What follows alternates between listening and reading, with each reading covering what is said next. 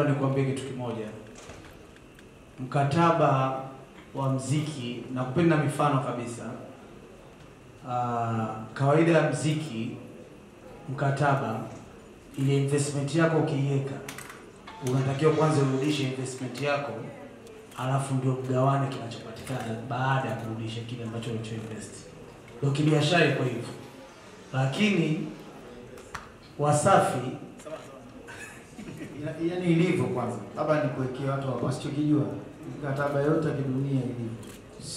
Sio tu kwanza kurudisha, lakini unaposaini mkataba wote wa kimataifa kwenye masuala ya kimuziki, cha kwanza ilivyo, lese imeingia milioni, inatakiwa lebo ichukue faida yake kwenye milioni kwanza. Kama ilikubaliana 50, ichukue 50 yake. Alafu kwenye ile ya msanii ndio wanakata investment. Sio ndio hapo? Hata hiyo unasemea kwamba wanataka wakati investment hiyo afanye alombaya wale. Sasa ndio maana nataka niweke ili mlipeleke vizuri, si ndio? Kwa unaingia mkataba, makubaliano 50-50, si ndio? Ina maana imeingia milioni. Katika milioni inaingia, kwanza nachukua mimi 50 yangu. Mimi ndio nimeinvest, nachukua 50 yangu. Alafu anairudisha hela ile ambayo investment ni wewe ile 50 yangu, sio kwenye 50 yangu. Sio, umeelewa vizuri? Ndio mikataba yote duniani ilivyo. Sasa nakupa mkataba wa Wasafi ukoje. Mkataba wa Wasafi ulivyo, sawa? Imeinvestiwa 100. Ikiingia 100, msanii anachukua 40 bila kurudisha chochote. Katika ile investment 60 inatakiwa ikiingie pale. Ukiangalia mpaka tukigawana ile 60 wenyewe, anapata faida nani? Mbona mnaongea pole pole? Sijui umeelewa vizuri?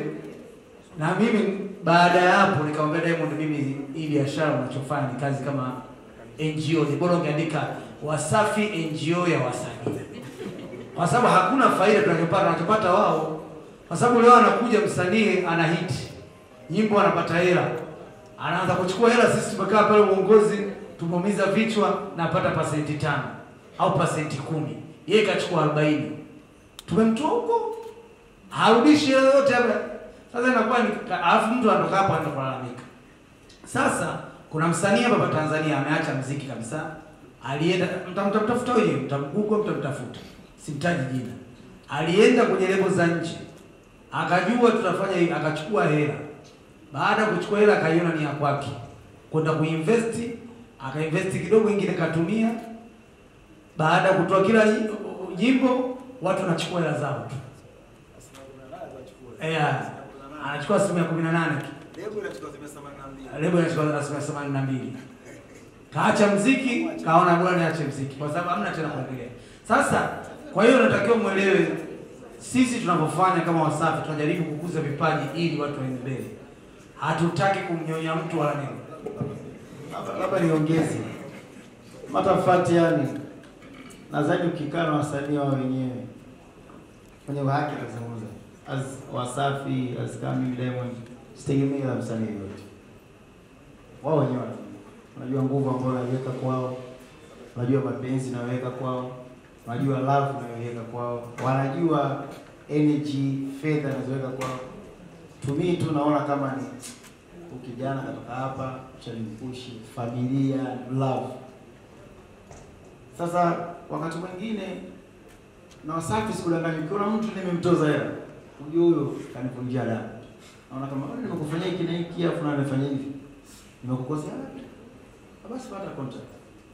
Lakini watu wote ambao kuishi nao, yani mtu ambao kwa sababu mimi sitegemei hela ya wanamuziki wa lebo. Wao wenyewe wanaelewa. Katika income zangu haifikia hata 0.1, 0.5 hela lebo. Wanaelewa. Mimi nachukua ndugu zangu, familia yangu. Yaani hii ni familia yangu. Na mtu akinikosea naumia na kweli. Au kila sawa. Na ndio maana tunakuta mtu kama Mbosso mimi sitaki kupata shilingi 10 mdogo wangu. Mbosso tunaishi vizuri sana, ana discipline na adabu, nampenda, yani tunaheshimiana sana. Na sikudanganya kama ningetaka hata bilioni 2 ningechukua pale. Unajua Mbosso anapaswa shilingi ngapi sasa? milioni 50 shomoni. Kwa katika milioni 50 kama na 60 pena maana lango pale milioni 30. Na kiasi kusomwa na shule. Kwa maana zile 30 zangu zilikuwa nasoma. Lakini mdogo wangu mimi nakupenda, tumeishi vizuri, umeniheshimu, hatuja kugombana. Hatuja kupishana. Kwa nini wewe sasa hivi umeshafikia hatua ambayo unaweza kufanya jambo? Kwa nini kulete mbaya? Kama umeamini unaweza kuanza vizuri, sawa. Kwambia sasa basi mimi nakurelease. Nakwambia sasa yeye kuja uko tayari mposo kunipa fedha.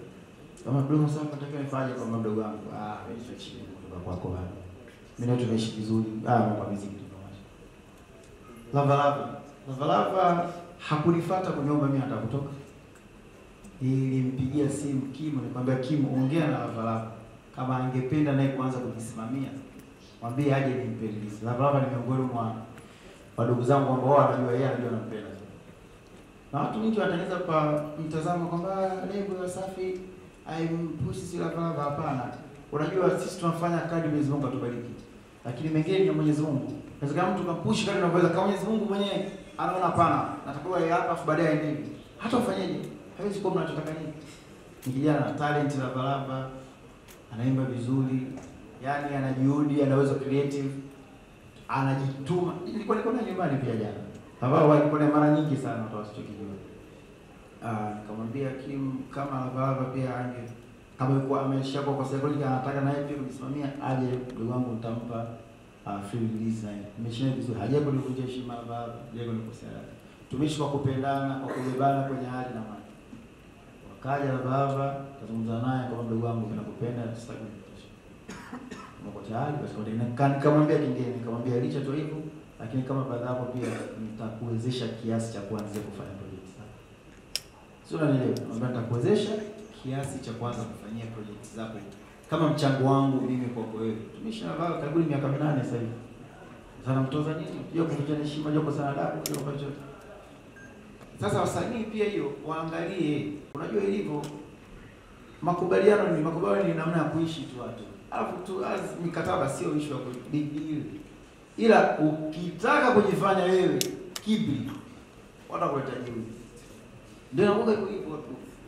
Basi unajua ilivyo makubaliano ni namna ya kuishi tu watu. Alafu tu mikataba sio issue ya big deal. Ila ukitaka kujifanya wewe kibri, watakuleta juu. Ndio nakuga hivyo tu. Basi unajua ilivyo makubaliano ni namna ya kuishi tu watu. Alafu tu mikataba sio issue ya big deal. Ila ukitaka kujifanya wewe kibri, watakuleta juu. Ndio nakuga hivyo tu. Basi